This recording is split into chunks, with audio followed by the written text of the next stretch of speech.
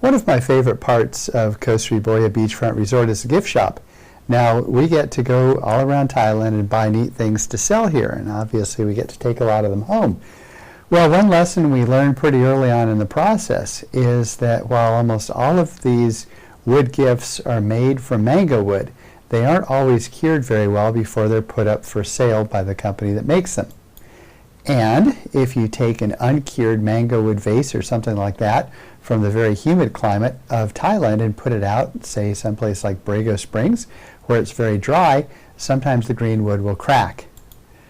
So we have a policy, we just assume that everything that comes into the gift shop is green wood, and we let it sit in a back room for 6 months before we sell it.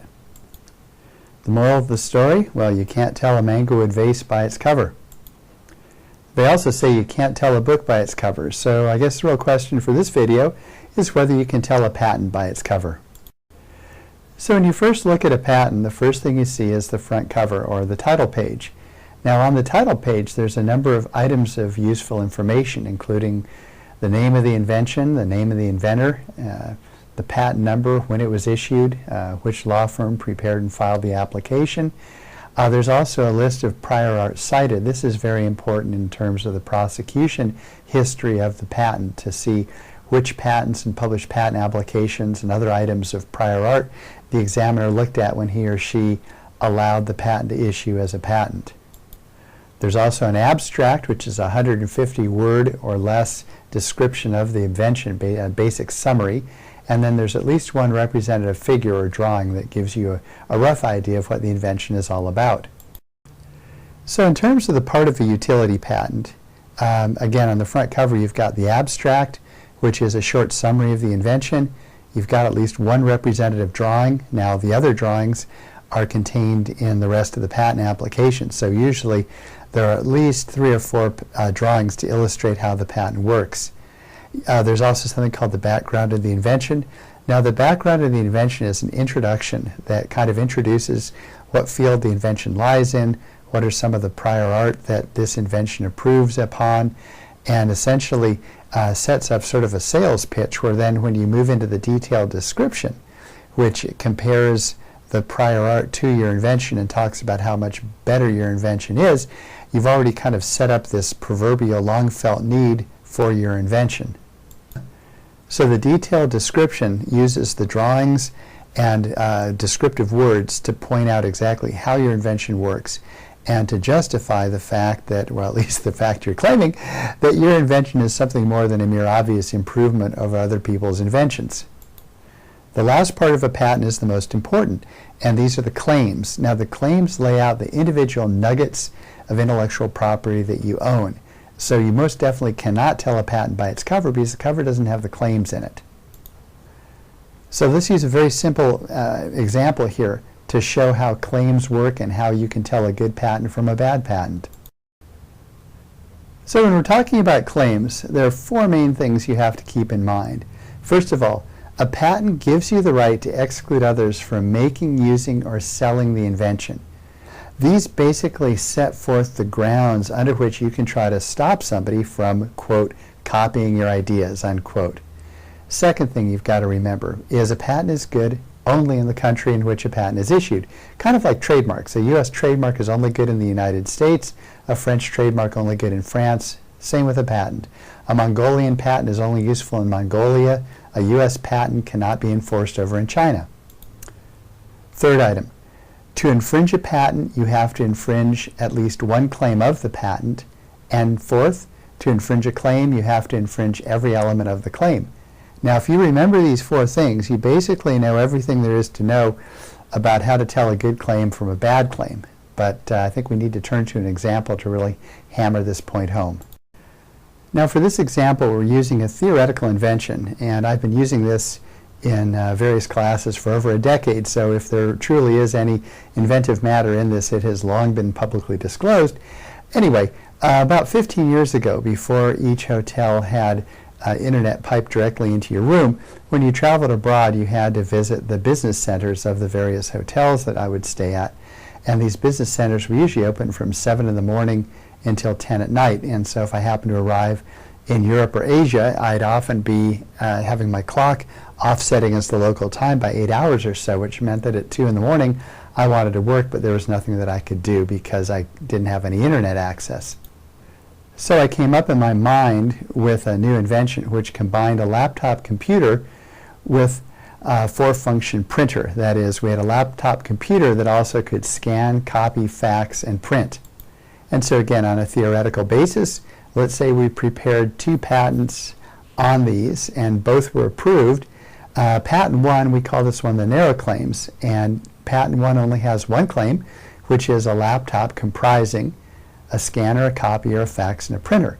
Now, for those of you who aren't familiar with claim language, comprising sort of means with.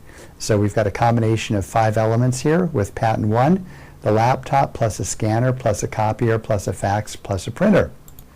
Now, let's say for the sake of argument, we also prepared a second patent application that was granted. This we call Patent 2. This has broad claims. Now, as opposed to Patent 1 that just had one claim with describing exactly what is in your invention to a T, with Patent 2 we have 4 separate claims, and each one of the claims combines the laptop with one of the functions. So, since you remember that to infringe a patent you have to infringe at least one claim of the patent, and to infringe a claim you have to infringe all the elements of the claim, you can see that it's going to be much easier to infringe Patent 2 than Patent 1. Therefore, Patent 2, because of its broader claims, is more valuable than Patent 1.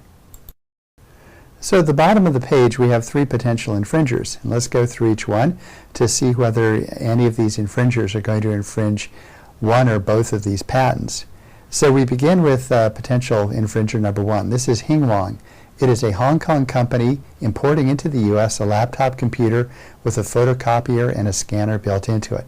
So the first question is, make, use, or sell in the United States? Yes, they're selling them in the United States. So if they infringe, we can go after them. So do they infringe any claims? Well, let's see. What do they have? They've got a laptop with a photocopier and a scanner. So if we look at Patent 1, in yellow, we've got laptop, photocopier, and scanner, but we don't have the fax and the printer. So Hanscom does not infringe Patent 1. However, with Patent 2, it infringes 2 of the claims, Claim 1 and Claim 2, because Claim 1 is laptop plus a scanner, Claim 2 is laptop plus a copier.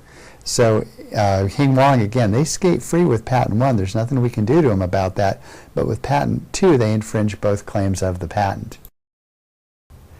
So our next contestant is Francois' Computer Center. He's in the middle there down at the bottom of your screen. Francois, in the United States, he builds a laptop computer that does contain a fax. He does not sell in the U.S., but rather exports all of his laptops to France. So first question is, does Francois make, use, or sell in the United States? Yes. He makes in the United States, so we can stop him with a U.S. patent if he infringes. Does he infringe? Well, he sure doesn't infringe Patent 1 because with its narrow claim there, he only has 2 of the 5 necessary elements. He's only got the laptop and the fax. He does not have the scanner, photocopier, and printer. So Francois skates free with Patent 1. However, with Patent 2, with its broader claims, he does infringe Claim 3 because he has exactly what Claim 3 covers, which is a laptop with a fax. Potential infringer number 3 is Throckmorton v. Cox III. He's a 12-year-old computer genius living in New York who has customized his laptop to contain a scanner, fax, printer, and cell phone. He made it himself and has never sold it to anyone. So first question, make, use, or sell in the United States? Yes, unfortunately for young Throckmorton, he has made it and he uses it in the United States. So theoretically, you could sue him for trademark infringement if he infringes. As a practical business matter, of course, you don't want to be suing 12-year-old computer geniuses. Instead, you'd probably put Throckmorton into your Young Inventors program if you happen to be a huge software company, and hope that he'll become one of your electrical engineers. But for the sake of argument here, let's see if Throckmorton infringes. So what does he have? He's got a laptop, scanner, fax, printer, and cell phone. Cell phone doesn't appear anywhere in the claims, so it's basically a red herring and irrelevant. However, he's still missing some parts, and he's just not going to infringe Patent 1 because he doesn't have all 5 elements. He's got a laptop, scanner, fax, and printer, but he doesn't have a photocopier. So Throckmorton is going to get away with not infringing patent 1. However, patent 2, he infringes 3 of the 4 claims. So again, a broader claim patent is going to be more valuable for you in the long run. Just keep that in mind when you're looking at patents to assess whether or not they're good ones or bad ones. So our last contestant is Felipe Santiago. He's a Chilean businessman. He makes laptops in China. So first question, make, use, or sell in the United States? Okay, not looking so good right now because he's not based in the United States. He's making his laptops in China. Well, what does he do with them? He ships the laptops directly from China to Germany. Okay, it's not looking good no matter what Felipe does. It doesn't look like we can stop him. And even though his invention would infringe, both of the patents would infringe the 1 claim of patent 1 and it would infringe all 4 claims of patent 2, we can't touch Felipe because he doesn't make, use, or sell in the United States. So just to summarize, the most important part of a patent are the claims, because the claims set forth what portions of intellectual property you actually own. Now, to infringe a patent, the first thing you've got to keep in mind is that a patent is good only in the country in which it's issued. And a patent gives you the right to exclude others from making, using, or selling the invention in the country in which the patent is issued. To infringe a patent, you've got to infringe at least 1 claim of the patent, and to infringe a claim, you have to infringe every element of the claim. So hopefully, this video has given you at least some information that will allow you to look at patents that you may be considering buying or that you may have received in the past, or even patents that other people are threatening you with. And at least with respect to the claims, this should give you a good idea of how to look at claims and determine whether the patent is a good one or a bad one.